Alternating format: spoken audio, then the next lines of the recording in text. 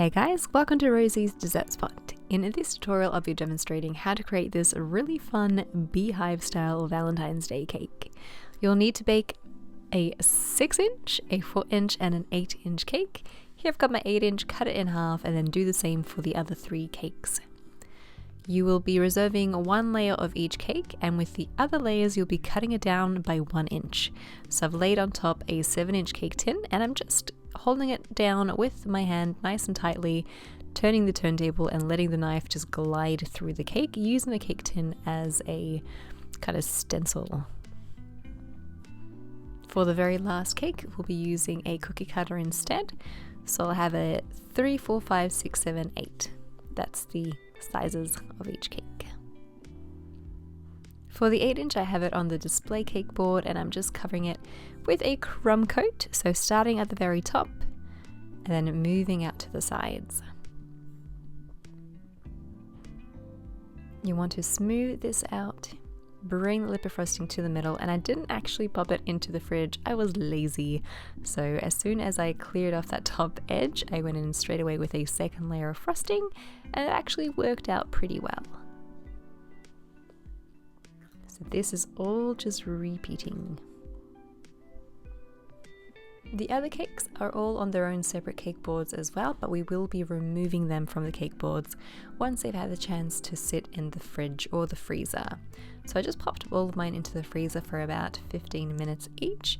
That gave the buttercream enough time to firm up so that I could handle it with my hands and it wouldn't dent or disturb the frosting. Again, doing the same for all the tiers. And then come time to assemble, I'm just going to release the cakes from their temporary boards with a really thin spatula, and then I'll go in with my larger spatula to help me pick it up. Stick them all together with a little bit of frosting, make sure it's centered.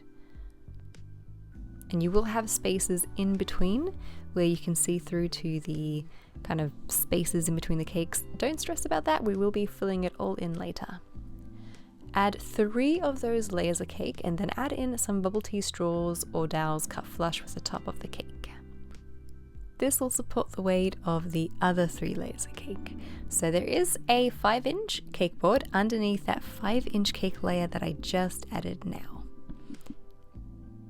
Applying them all with buttercream, and then take some of that yellow buttercream into a piping bag and just pipe at the base of each cake tier. Smooth that out with a bench scraper or a little spatula, and that'll hide the seam for all of them. You could technically pipe everywhere and then smooth out everywhere, but because the cakes were in the freezer, you could end up setting that way too soon and you can't kind of scrape off the excess, so that's why I did one by one. Take some black fondant, roll it out to about 3 millimeters in thickness, and then cut out a door-like shape.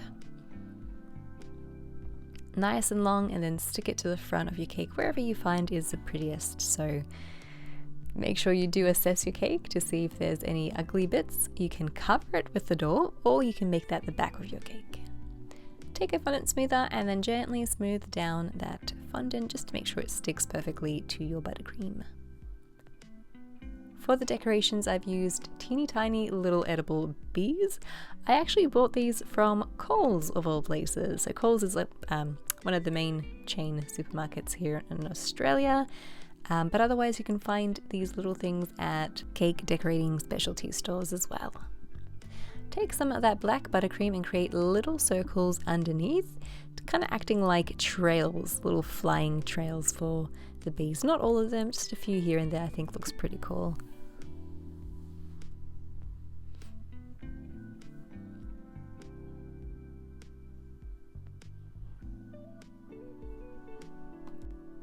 And then you can add on any further decorations. So I've taken some fake flowers and just inserting them at the top of the cake, cascading about 1/3 of the way down from the top.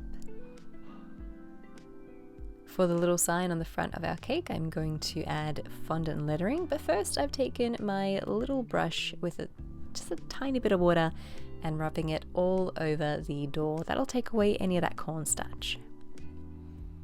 Take your tappies, I think they're called tappies, they're like lettering on a panel of plastic.